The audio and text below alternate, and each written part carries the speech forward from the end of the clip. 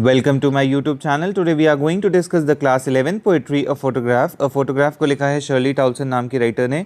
यहाँ पे वो बताती हैं कि कैसे उनका जो एक्सपीरियंस है वो चेंज होता है, how she remembers the memories of a mother, of herself being with the mother and now the mother is no more there. So let us see the line by line explanation. Line 1 to 4 में poetry कहती हैं, the cardboard shows me how it was when the two girl cousins went paddling, each one holding one of my mother's hand and she the big girl some 12 years or so। तो यहाँ पे बताया गया है कि cardboard जो है वो एक फ्रेम है जिसमें फोटोग्राफ रखी गई है, लगाई गई है, जहाँ पे दो गर्ल कजन्स हैं जो कि पैडलिंग करने गए थे। पैडलिंग मतलब होता है एक वाटर स्पोर्ट जो वो करने के लिए गए थे, और दोनों के दोनों जो गर्ल कजन्स हैं वो उसकी मदर का हाथ पकड़े हुए थे। तो mother is standing in the centre and the two girl cousins are side by side, और यहाँ पे जो उसकी मदर है उसकी एज जो है वो 12 के आसपास दिख रही है उस फोटोग्राफ में।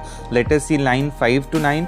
All three stood still to smile through their hair. वो तीनों की तीनों स्माइल कर रही थी एंड स्टूड स्टिल में एलिट्रेशन यूज़ किया है। At the uncle with the camera, a sweet face my mother's that was before I was born and the sea which appears to have change less washed their terribly transient feet. यहाँ पे बोला गया है कि uncle जो थे, कोई उनके जो साथ गए थे, वो कैमरा पे फोटो खींच रहे थे। मदर का जो फेस है वो काफ़ी स्वीट दिखाया गया है and that was before I was born, क्योंकि मदर की एज उस समय काफ़ी कम थी। And the sea which appears to have change less, क्योंकि अगर सब समुद्र के किनारे अब जाते हैं, बीच पे जाते हैं, जो सी हॉलीडे था वो मदर का पास था। कहीं ना कहीं यहाँ पे सारी चीज़ें अभी भी बदली नहीं है, समुद्र वैसा का वैसे ही है। मतलब मैन इज़ मॉर्टल, इस लाइन से कहीं ना कहीं दिखाया गया है कि इंसान आता है और चला जाता है। Washed their terribly transient feet. Terribly transient feet में इस लाइन में यहाँ पे एलिट्रेशन का यूज़ किया गया है। ट्रांजिएंट का मतलब होता है कोई चीज़ जो टेम्प्रेरी हो। तो यहाँ पे बताया गया इंसान के जो फीट हैं वो टेम्प्रेरी हैं, क्योंकि यहाँ पे इंसान आएगा और चला जाएगा। तो जो पानी है, पानी की लहरें उनके पैरों पे आ रही थी। Let us see line 10 to 13। Some 20-30 years she laughed at the snapshot. See Betty and Dolly, she'd say, look how they dressed us for the beach, the sea holiday। यहाँ पे बोला गया है 20 और 30 ईयर्स बीत जाने के बाद जब ये माँ बेटी साथ में बैठी थी तो वो उस फोटोग्राफ को देख के हंस रही थी, उस स्नैपशॉट को देख के हंस रही थी, और बोलती है कि देखो बेटी और डॉली को कैसे उन लोगों को तैयार किया गया है, हाउ दे वर ड्रेस्ड, क्योंकि अब उनको वो अपीयरेंस काफ़ी फ़नी लगता है जो उनके पेरेंट्स ने उनको उस समय किया होगा।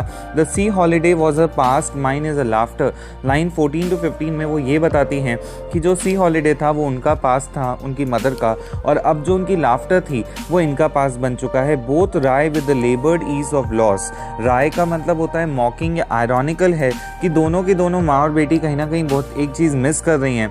The poet is missing the laughter of a mother and the mother was missing the memories of herself with the cousins. तो यहाँ पे दो चीज़ें हैं जो रिलेट करी गई हैं।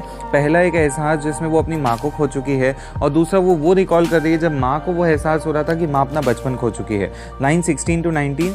Now she is been dead nearly as many years as the girl lived, and of these circumstances there is nothing to say, it's silence silences। तो पोएट यहाँ कहती है कि उस लड़की की एज जितनी थी 12 साल जो उस पिक्चर में थी, माँ को गए उतने साल हो चुके हैं, और इन सब सर्कमस्टांसेस में कहने के लिए कुछ भी नहीं है। इट्स साइलेंस साइलेंसेस, यहाँ पे उन्होंने पैराडॉक्स का यूज़ किया है क्योंकि साइलेंस ही साइलेंस सुनाई देता है, यहाँ पे वो कहना चाह रही हैं। तो silence has been used as a verb as well as a noun. I hope मेरा ये एक्सप्लेनेशन आपके काम आया हो। Please do like share subscribe to our channel to keep us motivated. Thank you.